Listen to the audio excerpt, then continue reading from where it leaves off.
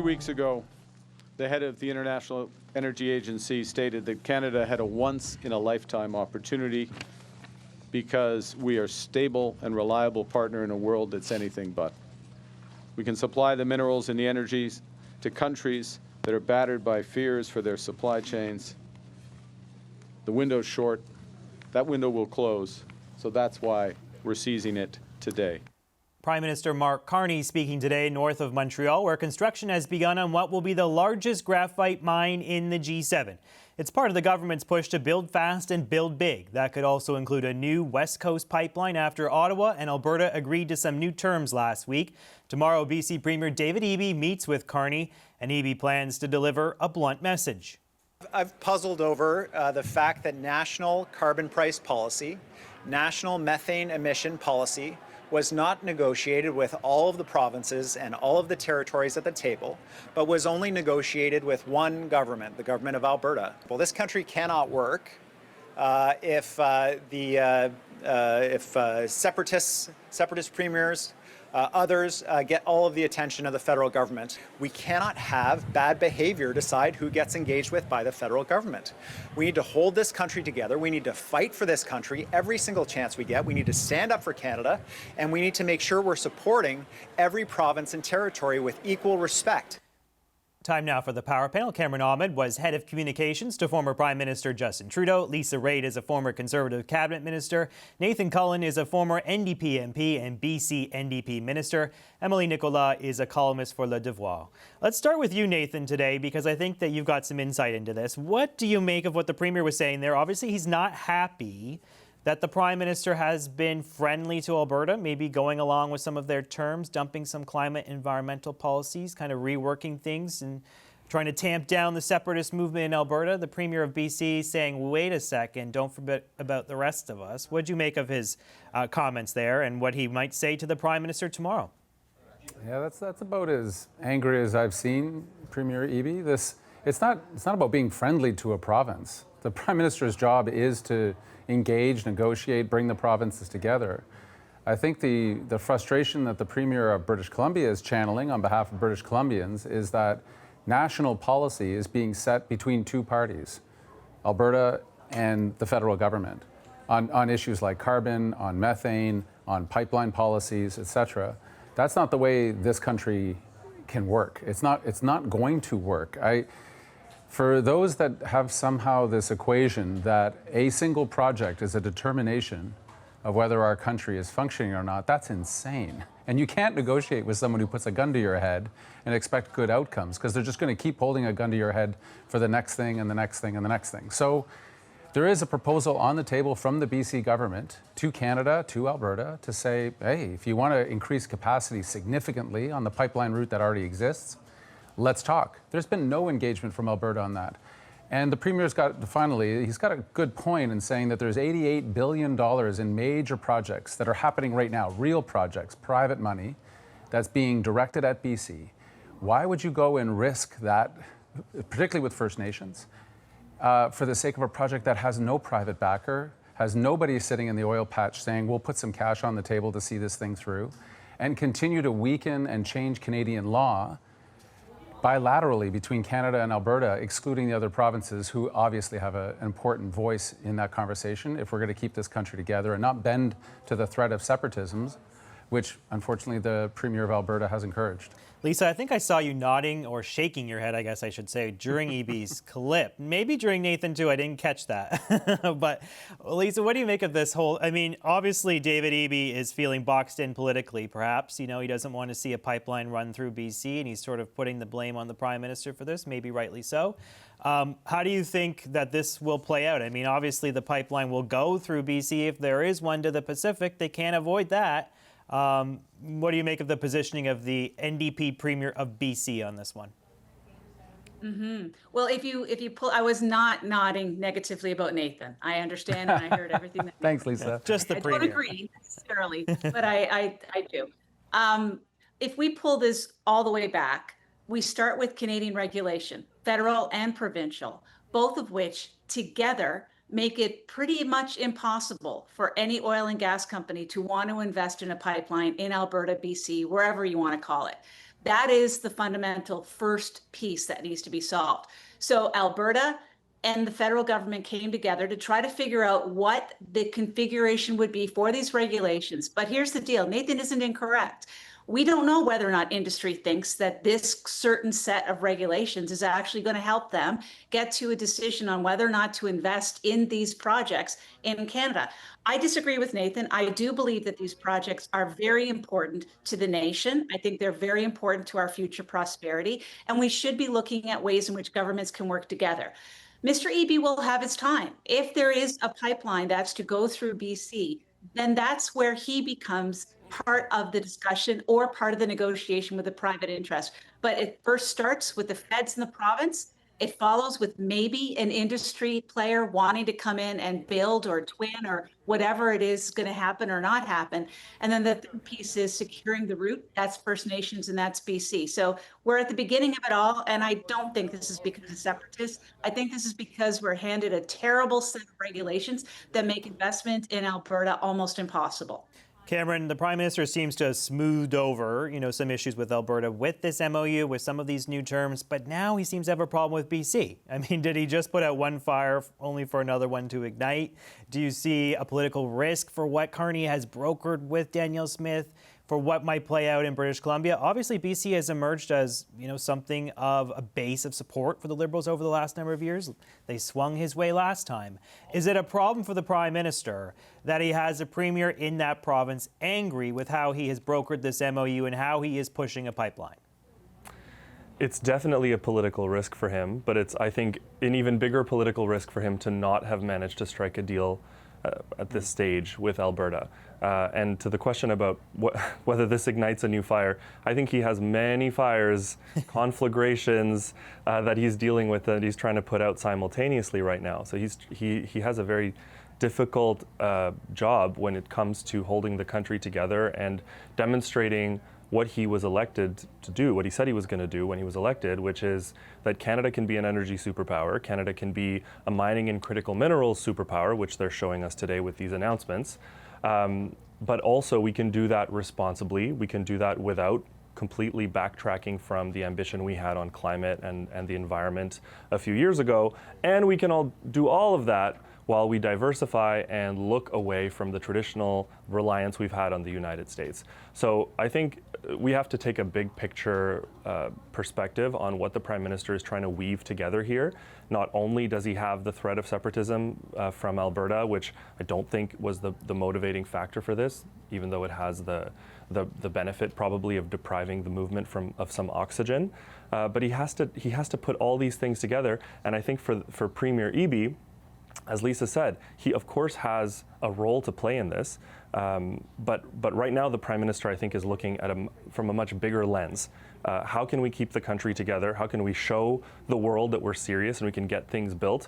It's not going to take forever to do that. And yeah, we have a diverse country with lots of different perspectives, but we can make it work. And that's what he's showing with Alberta. Emily, I mean, it might not be about separatism, but certainly the Prime Minister referenced that during some of his remarks last week. He said he wants to show Alberta that Canada works. He wants to show Danielle Smith something about cooperative federalism. Like, this has to be something that they're thinking about in the Prime Minister's office as they are brokering these deals, right?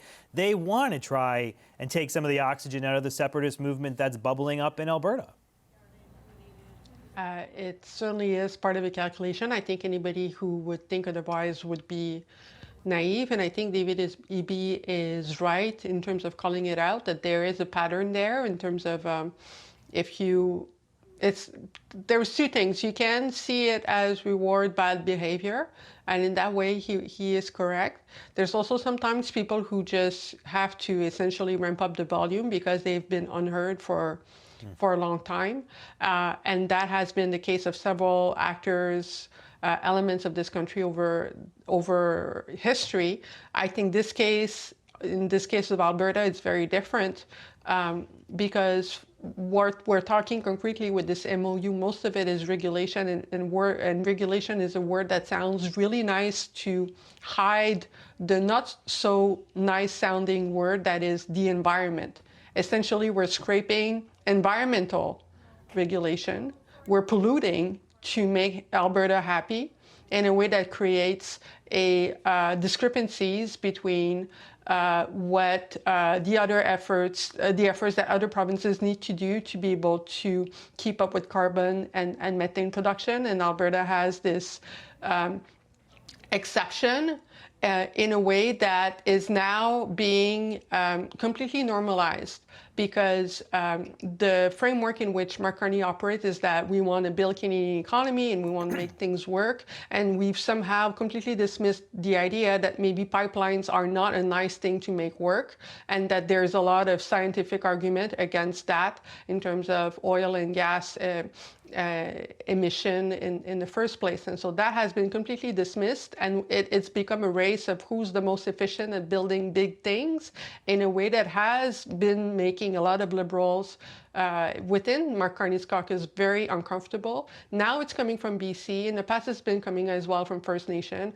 Sometimes it's coming from Liberal MPs themselves, and at some point it's going to be coming from other people in this country. But the fact that this debate is supposedly about regulations and building things and not about the environment, at some point the veil is going to be lifted.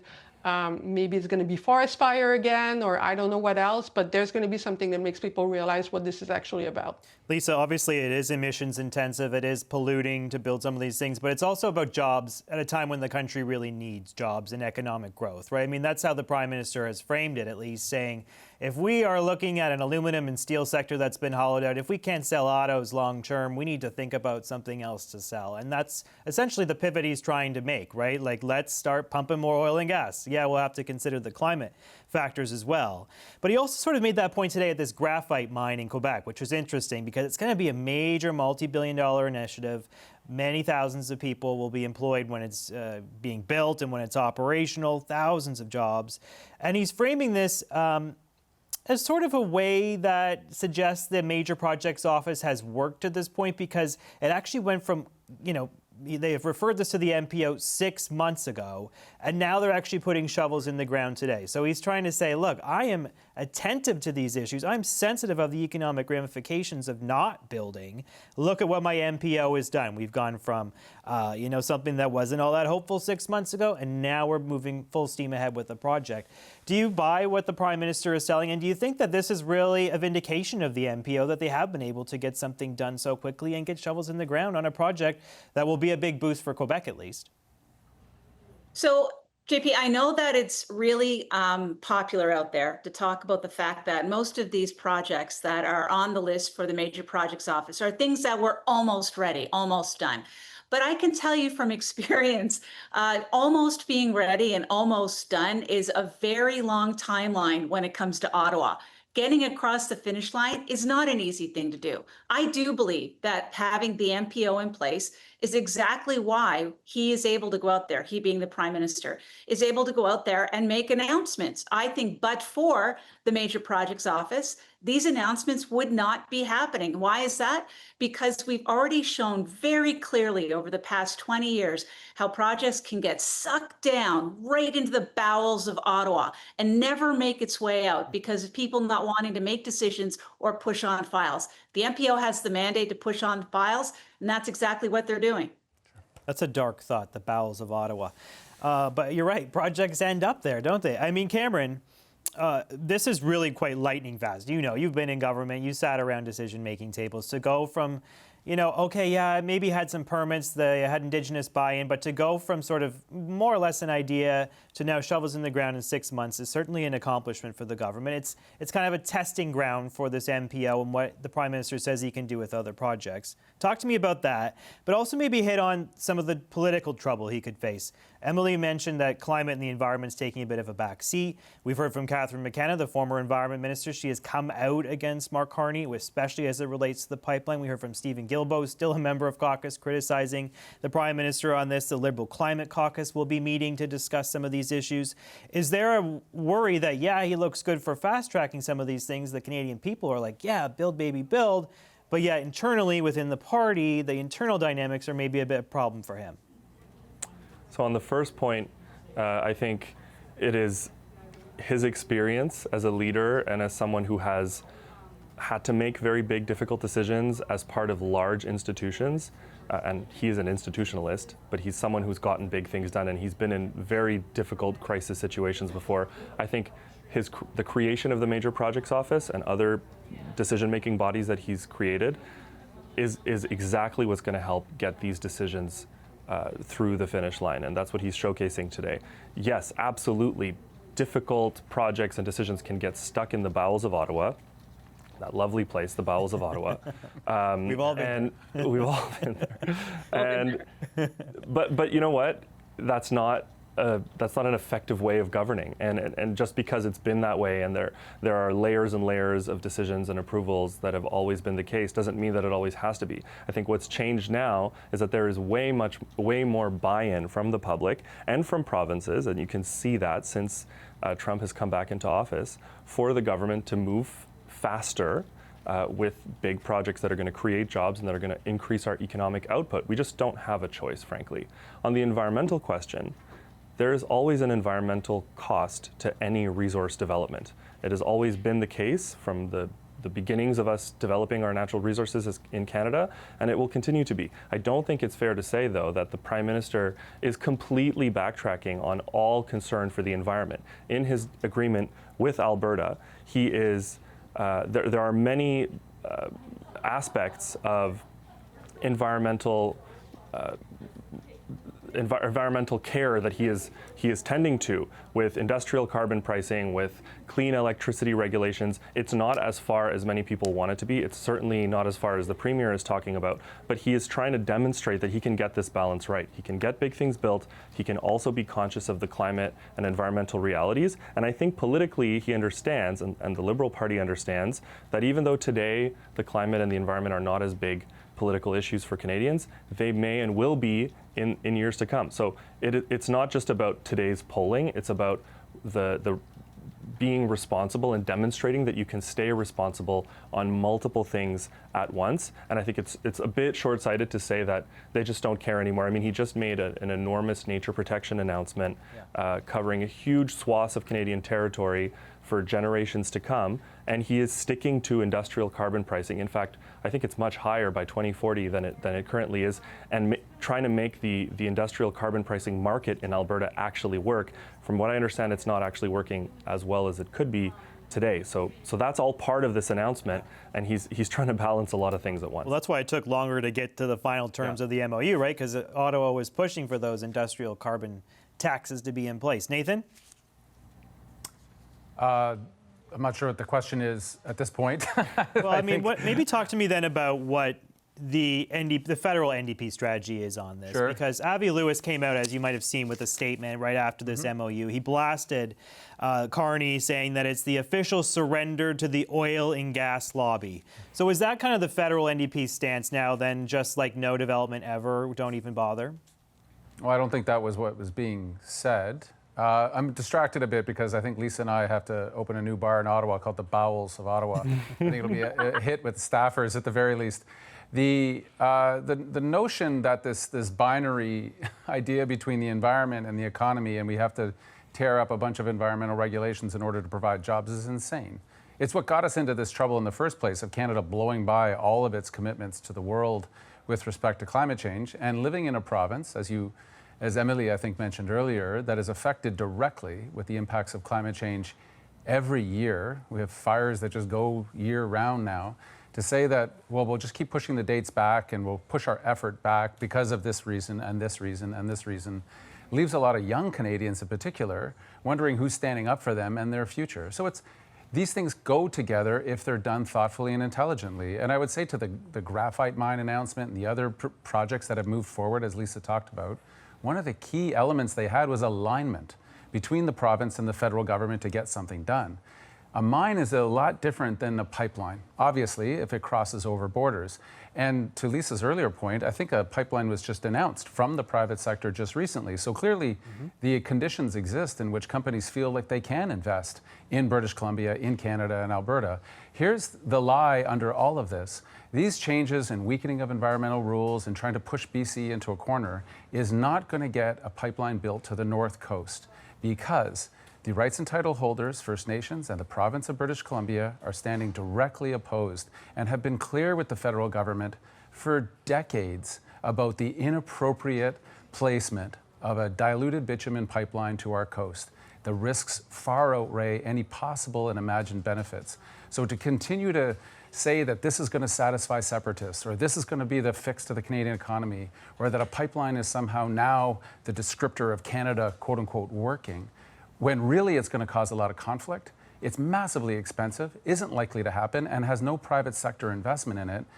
To British Columbians and to those that are invested in the resource sector and seeing $88 billion of investment, nowhere else in this country do we see that kind of effort. The Premier of British Columbia is right. We are pro-Canada. We have been lifting our share. But when someone threatens to back away from the country and wants to tear it all up, they get the attention. And that's not a good way to run a business. It's not a good way to run a country. Emily, final thoughts to you.